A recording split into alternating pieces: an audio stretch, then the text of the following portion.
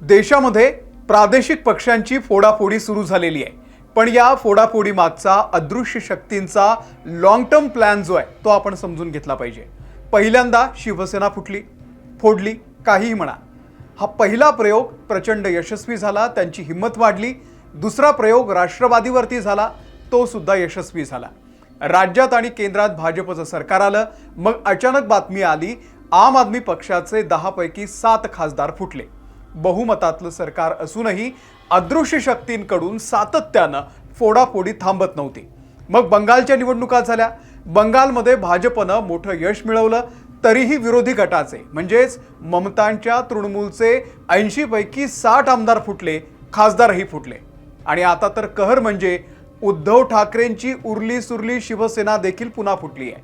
हा राजकीय नाट्याचा क्लायमॅक्स तुम्हाला वाटत असेल तर जरा थांबा, हा क्लायमॅक्स नाहीये। ही सगळी फोडाफोडी, हा प्लॅन ज्या एका गोष्टीसाठी केला जातोय ते म्हणजे डिलिमिटेशन बिल। तुम्हाला आठवत असेल, एप्रिल महिन्यामध्ये भाजप सरकारनं आणलेलं हे डिलिमिटेशन बिल लोकसभेमध्ये पास होऊ शकलं नाही। विरोधकांना तो मोठा विजय वाटत होता, पण तिथूनच सुरू झाला फोडाफोडीचा प्लॅन बी। आज शिवसेना दुसऱ्यांदा फुटली, ऑपरेशन टायगर यशस्वी झाले, उद्या ऑपरेशन तुतारी होऊ शकते। उत्तर प्रदेश, पंजाब आणि तमिळनाडूत देखील हालचाली सुरू झालेल्या आहेत। हा तर फोडाफोडीचा ट्रेलर असू शकतो, कसं ते आकड्यांसकट तुम्हाला सांगतो। आणि हे जे बिल आहे, भाजपला जे हवंय, मोदी शहांना हे बिल पास करून का घ्यायचंय, पुढच्या 25 वर्षांचा भाजपचा विजयाचा प्लॅन बी नेमका काय आहे तो या विधेयकामध्ये आहे। त्यामुळे हे सगळं गणित समजून घेण्यासाठी हा व्हिडिओ तुम्ही शेवटपर्यंत बघा। नमस्कार, मी अमोल किन्होळकर, आपण पाहत आहात महाराष्ट्र टाइम्स ऑनलाईन। भारत स्वतंत्र झाल्यानंतर वाढत्या लोकसंख्येसोबत खासदारांची संख्या वाढवली जाणं अपेक्षित असतं। 1976 साली लोकसभेची सदस्य संख्या वाढून 543 झाली, पण त्यानंतर ही संख्या वाढलेली नाहीये। भाजपला म्हणजे मोदी शहांना ही संख्या वाढवायची आहे। 2029 साली होणाऱ्या लोकसभा निवडणुकीमध्ये ही संख्या 850 असावी, यासाठी मोदी सरकारनं डिलिमिटेशन बिल संसदेमध्ये मांडलं होतं, पण ते फेल गेलं। लोकसभेमध्ये 54 मतं कमी मिळाली, तर राज्यसभेमध्ये 22 मतं कमी मिळाली होती।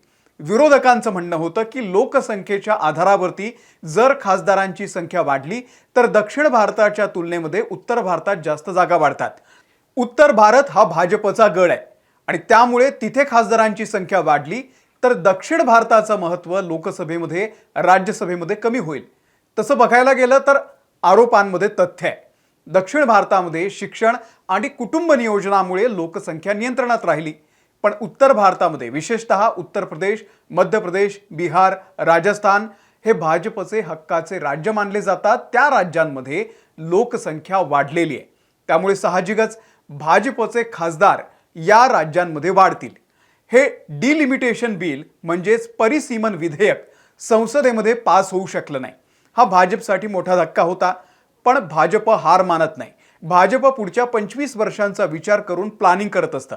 या विधेयकाला पाठिंबा द्यावा आणि बाजूने मतदान करावं अशी विनंती करणारे फोन भाजप नेत्यांनी विरोधकांच्या नेत्यांना केलेले होते, पण विरोधकांनी एकजूट दाखवून या बिलाला विरोध केलेला होता। डिलिमिटेशन विधेयक लोकसभेमध्ये संमत होण्यासाठी 2/3 म्हणजेच 543 पैकी 362 खासदारांनी विधेयकाच्या बाजूने मतदान करायला हवं। पण 2024च्या लोकसभा निवडणुकीमध्ये भाजपला बहुमतासाठी 273चा आकडाही गाठता आलेला नव्हता। एनडीए मधल्या मित्रपक्षांच्या मदतीने त्यांनी सरकार स्थापन केलं होतं। मित्रपक्षांचा आकडा धरूनही भाजपकडे 293 खासदारच होते। याचा अर्थ हे बिल पास करून घेण्यासाठी 69 खासदारांची कमतरता आहे। 69 खासदार मिळवणं सोपं नाहीये। 2029 साली वाढलेल्या खासदारांच्या संख्येवरच निवडणूक व्हावी हे भाजपचं स्वप्न आहे। मग 69 खासदार जोडण्यासाठी एकच पर्याय उरलाय, तो म्हणजे विरोधकांची फोडाफोडी। आता या फोडाफोडीला सुरुवात झालेली आहे। वेगवेगळ्या राज्यांमध्ये हे ऑपरेशन राबवलं जाते। महाराष्ट्रात ऑपरेशनचं नाव आहे ऑपरेशन टायगर आणि हे ऑपरेशन सक्सेसफुल झालेलं आहे। उद्धव ठाकरे यांचे 6 खासदार फुटलेले आहेत। आज दिल्लीत जाऊन त्यांनी काय काय केलं तुम्ही ते बघितलेलं आहे। तिकडे पश्चिम बंगालमध्ये टीएमसीचे 20 खासदार फुटलेले आहेत। लोकसभा अध्यक्ष ओम बिर्ला यांच्याशी चर्चा केल्यानंतर त्यांनी एनसीपीआय नावाच्या एका पक्षामध्ये विलीनीकरण करून घेतलेलं आहे। हे नाव कदाचित तुम्ही पहिल्यांदाच ऐकलेलं असेल, कारण नाही नॅशनल लेवलची पार्टी आहे ना स्टेट लेवलची पार्टी आहे. बंगालमधली ही फक्त एक रजिस्टर्ड पार्टी आहे जिचं काहीही अस्तित्व नाही आहे. निवडणूक आयोगानं देखील रजिस्टर्ड अनरेकग्नाइज पार्टीच्या लिस्टमध्ये त्यांना टाकलेलं आहे. पण हा पक्ष एनडीएचा म्हणजेच मोदी शहांचा मित्र पक्ष आहे. याचा अर्थ टीएमसीचे फुटलेले 20 खासदार हे आता भाजपचे मित्र पक्ष बनलेले आहे.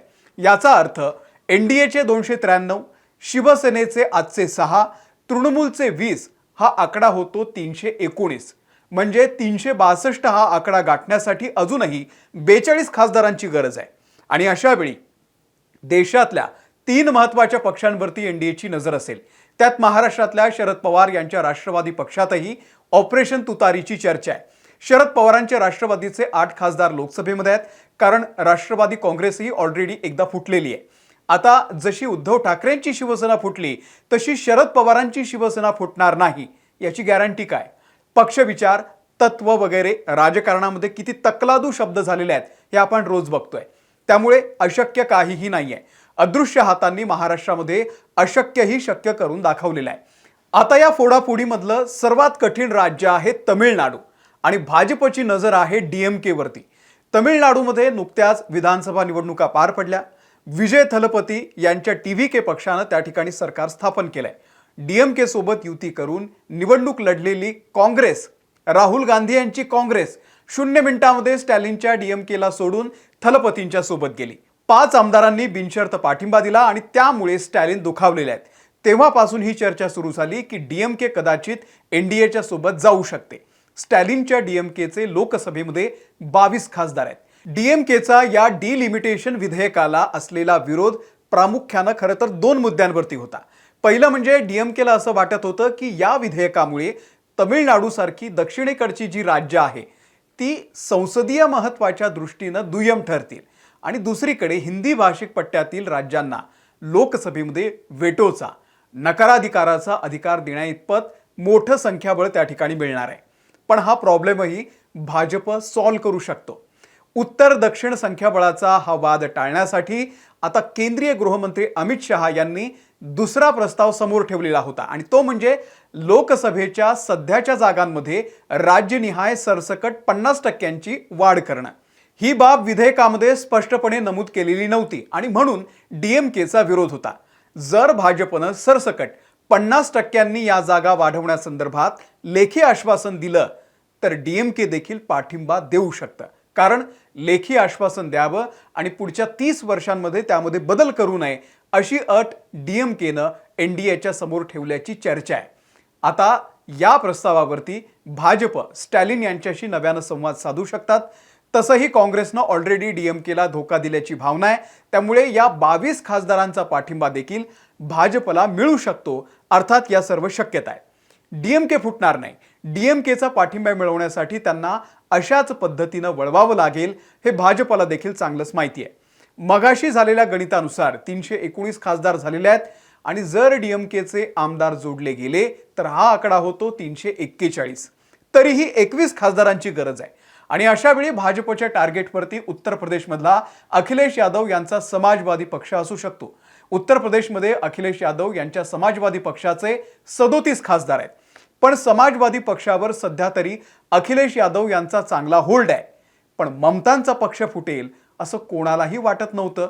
तिथे अखिलेश यादव यांचा पक्ष फुटणारच नाही, त्यांचे खासदार फुटणारच नाही, हा सध्या तरी फाजील आत्मविश्वास वाटतोय. उत्तर प्रदेशमध्ये पुढच्याच वर्षी निवडणूक आहेत आणि त्याआधीच हा खेळ होऊ शकतो. शिवाय अजून महाराष्ट्रामध्ये ऑपरेशन तुतारी बाकी आहे. त्यामुळे 362 हा जो आकडा आहे तो गाठण्यासाठी पुढे काय काय होतं हे पाहत राहणं हे एक मतदार म्हणून आपल्या हातात आहे, बाकी काही नाही आहे. आता दुसरं महत्त्वाचं, राज्यसभेत देखील डिलिमिटेशन बिल पास करण्यासाठी 22 मतं कमी पडलेली होती. डिलिमिटेशन बिल पास करायचं असेल तर 163 खासदारांचा राज्यसभेमध्ये पाठिंबा लागणार आहे.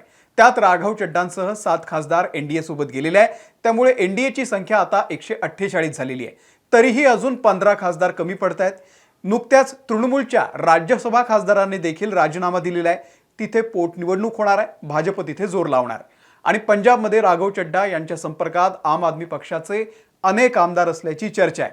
पंजाबमध्ये फेब्रुवारी 2027 मध्ये म्हणजे काही महिन्यांमध्येच आता निवडणुका लागणार आहेत. तिथे भाजप सत्ता काबीज करण्याचा प्लॅन करत आहे. आणि तसं झालं तर राज्यसभेतल्या 15 खासदारांची कमतरता देखील लवकरच भरून निघणार आहे. याचा अर्थ डिलिमिटेशन बिल पास करून घेण्यासाठी सध्या फोडाफोडी जोरात आहे. ट्रिपल तलाक आणि कलम 370 हटवताना विरोधकांकडून जसं क्रॉस वोटिंग केलं गेलं होतं आणि त्यांना पार्लमेंटमध्ये पोहोचूच दिलं नव्हतं, असं करूनही हे बिल पास केलं जाऊ शकतं. आणि तसं झालं तर उत्तर भारतातल्या वाढलेल्या जागांवरती भाजप पुढची अनेक वर्ष देशावरती राज्य करू शकतं. तुम्हाला काय वाटतं? फोडाफोडीचं हे राजकारण करून देशाचं कल्याण होणार आहे का? ही फोडाफोडी करणं योग्य आहे, अयोग्य आहे? तुमचं मत आम्हाला कमेंट करून नक्की सांगा. हा व्हिडिओ यातली आकडेमोड मी जी तुम्हाला सांगितली ती माहितीपूर्ण वाटली असेल तर लाईक करा आणि इतरांनाही शेअर करा. आमच्या महाराष्ट्र टाइम्सच्या YouTube चॅनललाही सबस्क्राईब करा. धन्यवाद.